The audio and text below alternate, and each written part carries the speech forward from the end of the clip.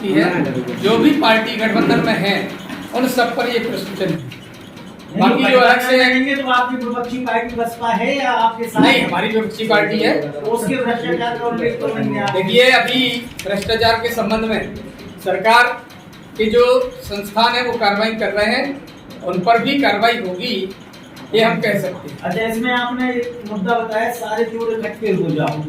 आज की तारीख में अगर ललितपुर भाजपा में देखें, हम देश की राजनीति ललितपुर से आप प्रेस कॉन्फ्रेंस कर रहे हैं, तो यहाँ के जितने भी चोर और भ्रष्टाचारी नेता हैं आपने भाजपा में शामिल कर लिए हैं। ये आपके लिए भी राष्ट्रीय स्तर से लेकिन जनपद स्तर तक हमारा नहीं था। देखिए, राष्ट्रीय स्तर एक मतलब लें आप, राष्ट्रीय स्तर पर जितने भ्रष्टाचारी थे उन्हें मुख्यमंत्री बनाए बैठा ले हो, असम के या महाराष्ट्र के मंत्री बनाए बैठा ले हो, माने ऐसी कौन सी वाशिंग मशीन है भाजपा में आती आदमी शुरू हो जाता है, वेबसाइट बंद हो जाता है। देखिए, आपके सवाल के संबंध में कहना चाहूँगा, वर्तमान में जो लोग भी पदों पर हैं, चाहे हेमंत बिश्वा हो अथवा कोई अन्य मंत्री, इन पर कभी कहीं भी कोर्ट में किसी तरह का भ्रष्टाचार का आरोप भी पेंडिंग में नहीं है।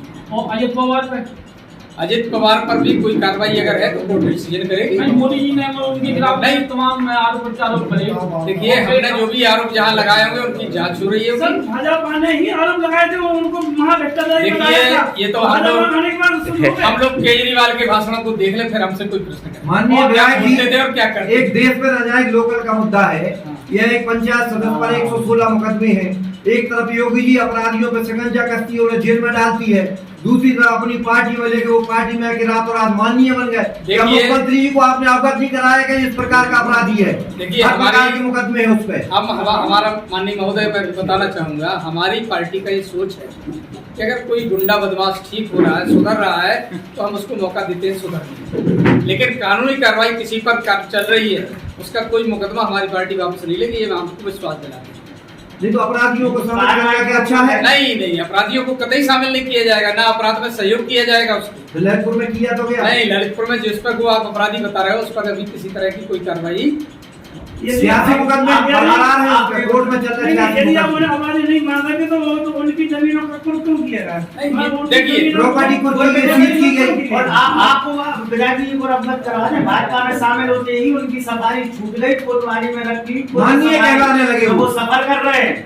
देखिए, हमीरपुर में चालान हुआ है अभी उस सफारी का ऑनलाइन। इस संबंध में हमारे शीर्ष नेतृत्व ने जो निर्णय लिया है, उस निर्णय के आधार पर हम नीचे लोगों को दे रहे हैं, और शीर्ष नेतृत्व के निर्देश को पालन करना हम लोगों की जिम्मेदारी है। दूसरे में आरोप कैसे लगा हमने मौका दिया है, हमारे साथ जो लोग आए हैं, हम उनके अपराध पर किसी तरह से उनको क्षमादान नहीं दे रहे हैं, पर कार्रवाइयाँ भारतीय जनता पार्टी, देखिए, ये सब चीज जनता जानती है, भाजपा को चुना वही उनके भाजपा के बड़े नेता, ये सभी जनता जानती है भाई, ये सब कुछ जनता जानती है। दूसरों का बुराई कर रहे हैं, आप खुद अपराधियों को संरक्षण दे रहे हैं। बिल्कुल संरक्षण नहीं है हमारे यहाँ अपराधी। आप तरह बासे मशीन का ऑर्डर बता दो जिसमें आगे वो कौन सी कंपनी की पाउडर को हमसे ज्यादा आप लोग जानते हो। जैसा कि वर्तमान में आप सभी लोगों के लिए जानकारी है,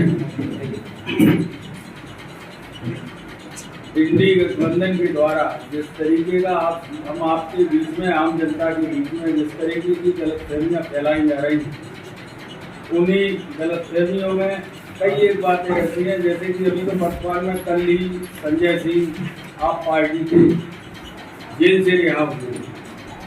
जेल से रिहा हुए तो कोई उनके ऊपर आरोप खत्म नहीं हुआ, सशर्त वो जब जमानत पर रिहा हुए। इसके बावजूद भी जिस तरीके से जश्न मनाया जा रहा है, जिस तरीके की बातों का गलतफहमी फैलाई जा रही है, उसी के मद्देनजर हम आपके बीच में कुछ एक बिंदु हैं जिनके ऊपर आप सभी को अवगत कराना चाहेंगे। मैं अपने ललितपुर सदर विधायक आदरणीय रामवचन जी कुशवाहा से अनुरोध करेंगे कि इस विषय पर हमारा प्रेस नोट है, उससे आप अपनी बात को। सभी पत्रकार बंधुओं को प्रणाम। जैसा कि आप सबको मालूम है कि अभी रामलीला मैदान में इंडी गठबंधन के द्वारा देश बचाओ के नाम पर रैली की गई, जबकि हम सब जानते हैं कि निरंतर इंडी गठबंधन केवल भ्रष्टाचारियों को बचाने के लिए एकत्र हुई, अपने भ्रष्टाचार पर किसी तरह की कोई कार्रवाई ना हो, इसके लिए ये सब के सब एक साथ हुए हैं। जबकि चुनावी मैदान में सब लोग अपना अपना चुनाव लड़ रहे हैं और गठबंधन का कहीं भी गा शब्द भी नज़र नहीं आ रहा कि कहीं गठबंधन है। ये पूरा का पूरा गठबंधन है और इस आधार पर इकट्ठे हुए हैं कि भ्रष्टाचारियों पर किसी भी तरह की कोई सरकार स्टेप ना ले सके, छापे ना डाल सके, गिरफ्तारियां ना हो। ये सारी बात हमने एक पत्र आपको दिया है, इसमें अपने एक घमंड को किस तरह से भ्रष्टाचार को जस्टिफाई कर रहा है, ये सब आपने रामलीला मैदान में देखा। प्रधानमंत्री मोदी जी कहते हैं भ्रष्टाचार हटाओ, मगर ईडी गठबंधन के नेता कहते हैं कि भ्रष्टाचारी को बचाओ। ईडी गठबंधन के नेता प्रधानमंत्री जी पर चाहे जितने भी हमले करें, प्रधानमंत्री मोदी जी रुकने वाले नहीं हैं। प्रधानमंत्री मोदी जी के लिए देश की 140 करोड़ जनता उनका परिवार है और मोदी जी अपने परिवार को भ्रष्टाचारियों से बचाने की लड़ाई लड़ रहे हैं। जिसने देश को लूटा है उसे लौटाना ही पड़ेगा, ये मोदी जी की गारंटी है। ये घोटालेबाजों की बारात है, जहाँ सब देश को लूटना चाहते हैं और ये भी चाहते हैं कि उनके भ्रष्टाचार पर चर्चा भी ना हो। मतलब घोटाला अपना हर रोज बड़े चाव से करते हैं वो, और ये भी चाहते हैं कि कोई एक्शन भी ना हो। ये गठबंधन जनबंधन नहीं ठगबंधन है, लेकिन गठबंधन है कहाँ? इस घमंडिया के काम क्या है? इनके काम है, आम आदमी पार्टी कहती है कि केजरीवाल की गिरफ्तारी के समर्थन में रैली हो रही है, कांग्रेस कहती है कि किसी व्यक्ति के समर्थन में नहीं बल्कि पूरे गठबंधन की रैली है। कांग्रेस आम आदमी पार्टी दिल्ली में तो इलीलू करती है, लेकिन पंजाब में हम आपके हैं कौन हो रहा है। पश्चिम बंगाल में ममता ने साथ में लड़ने से इनकार कर दिया। बिहार में आरजेडी ने अपने उम्मीदवार पहले से घोषित कर दिए। कर्नाटक में उद्धव ठाकरे ने अपने उम्मीदवार घोषित कर दिए। कांग्रेस और आम आदमी पार्टी छोड़कर उनके सांसद और विधायक भाग रहे हैं। उत्तर प्रदेश में कांग्रेस को कोई भाव नहीं दे रहा।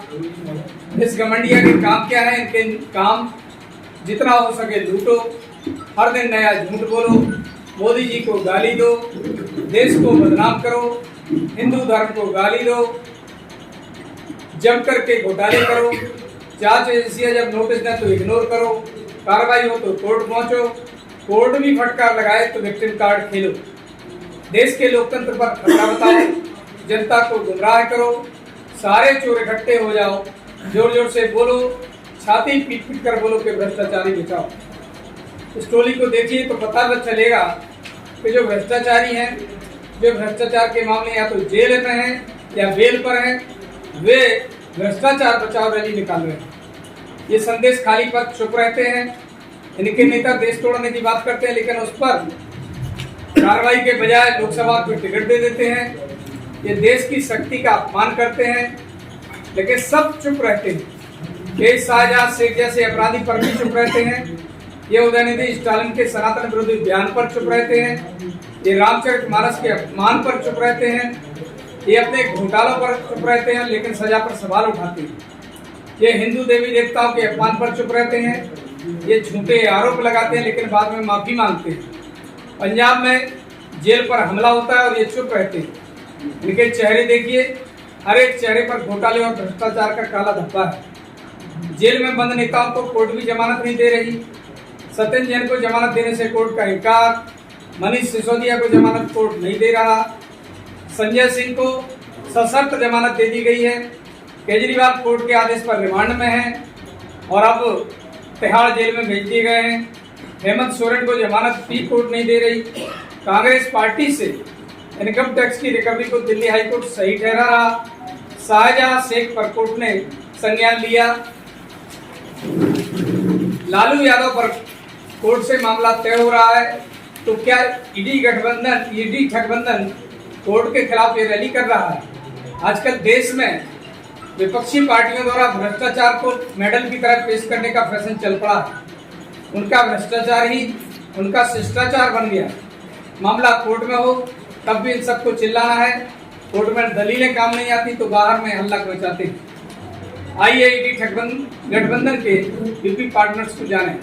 कांग्रेस आकाश से लेकर पाताल तक और आज़ादी से लेकर आज तक जिस पर घोटाले ही घोटालों के आरोप हैं, इसका शीर्ष नेतृत्व 5,000 करोड़ के घोटाले में जेल से बेल पर चल रहा। जीप घोटाले से लेकर हेलीकॉप्टर घोटाले तक और देश के लोकतंत्र को बदनाम करने से लेकर चीन की सत्तारूढ़ पार्टी से डबल साइन करने तक इन पर आरोप लगे हुए हैं। और मजा ये कि गर्व से इसे बताते भी नहीं करते। कांग्रेस के तमाम नेता जी भर के जिस पार्टी को हर दिन गाली देते थे, आज उनके साथ गलबैयां कर रहे हैं। सपा सब जानते हैं कि इन्होंने किस तरह से भ्रष्टाचार किया। भ्रष्टाचार तो पूरा देश जानता है, लेकिन इनके परिवारवाद से भी उत्तर प्रदेश की जनता पीड़ित रही। जो पार्टी कभी कांग्रेस को देश की सबसे भ्रष्टाचारी पार्टी कहा करती थी, आज उन्हीं के साथी बनी हुई है। सनातन धर्म और रामचरितमानस पर आपत्तिजनक बयान देने के बावजूद सपा अध्यक्ष ने स्वामी प्रसाद मौर्य पर कोई कार्रवाई नहीं की। अपने नाम में समाजवादी लेकर चलने वाली इस पार्टी के शीर्ष नेता को समाज और जनता नहीं, सिर्फ अपने परिवार की चिंता है। कांग्रेस बताए कि इनकम टैक्स ने जो नोटिस किया वह सही है या गलत, आपने टैक्स चोरी की या नहीं। कांग्रेस बताए कि उसने समय पर इनकम टैक्स फाइल क्यों नहीं की, आय को कम करके क्यों बताया। आम आदमी पार्टी बताए क्या सुनीता केजरीवाल अघोषित रूप से मुख्यमंत्री हैं, क्योंकि अब वही केजरीवाल की कुर्सी का इस्तेमाल कर रही है। आम आदमी पार्टी बताए कि शराब घोटाले में कोर्ट उनके नेताओं को जमानत क्यों नहीं दे रही, जब 9 बार संबंध